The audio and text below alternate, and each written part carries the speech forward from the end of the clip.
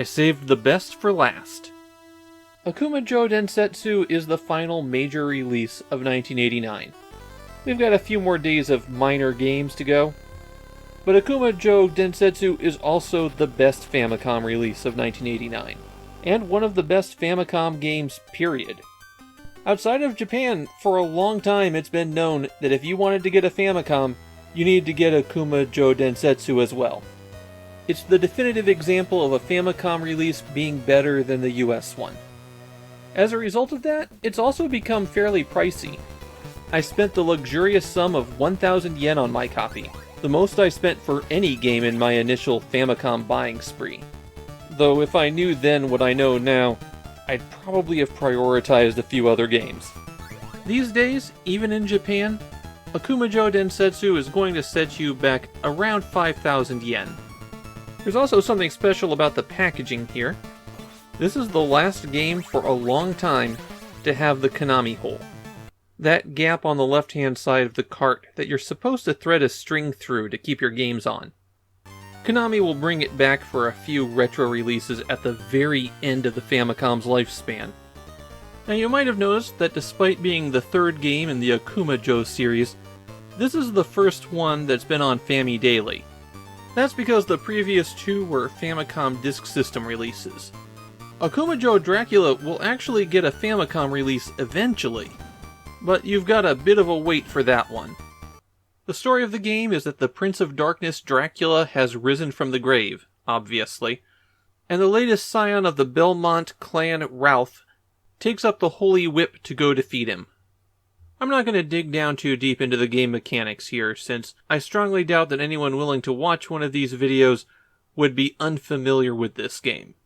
So instead, I'm going to drill down into three aspects of it. First up, what makes the Famicom game so much more desirable than the NES version? Almost all of that comes down to the Konami VRC6 chip. That memory mapper was much more powerful than anything Nintendo offered for the NES, including having 3 additional sound channels. If you want to hear how much better the music is in Akumajou Densetsu, you could always go into the sound test by holding down A and B and hitting start on the main menu. The US version was also made much more difficult, and the Famicom version is already pretty hard. Though for the US version they added cheat codes. A lot of graphical tweaks had been made, but in general the VRC6 chip allowed for quite a few more special effects to be added to the game. That VRC6 chip was also heavily promoted in the game advertisements. The US version also modified one of your support characters to be significantly worse. Basically, the Famicom version is an all-around better experience, which would be why this card has become so sought after. The second thing to cover about Akumajou Densetsu is, who is the best companion? At various points in the game, you're given the option to take someone with you. You can only have one companion at a time, and for 2 of the 3 companions, if you encounter one, you'll never encounter the other. The companion you can always get is Grant. He jumps higher, can climb along walls and ceilings, and throws a dagger as a long-range attack. He can also use most of the sub-weapons, and he has his own sub-weapon when you switch. I always found the crawling around on ceilings and walls to be a little bit tricky, especially going around corners. The best thing I found to do was to just roll your thumb on the pad.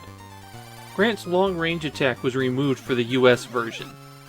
Sypha's a witch, and while she takes more damage when she gets hit, and her primary weapon doesn't have very good reach, she has spells as unique secondary weapons, and all of these are extremely powerful.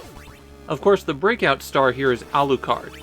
He throws fireballs which can be upgraded in the same manner as upgrading Ralph's whip. And if you hit down and jump, he'll turn into a bat. Being in bat form drains away your hearts, and if you get hit, then you revert back to human form. Another weakness of Alucard is that he can't attack while on stairways.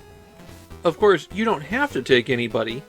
Ralph can do it alone, and if you get to the second loop of the game without taking a companion, then no companions will appear. So who is best? Who should you take with you on your quest? Honestly, I think there's a good case for all 3. Sypha's definitely the most powerful option, and some of her spells can just destroy bosses.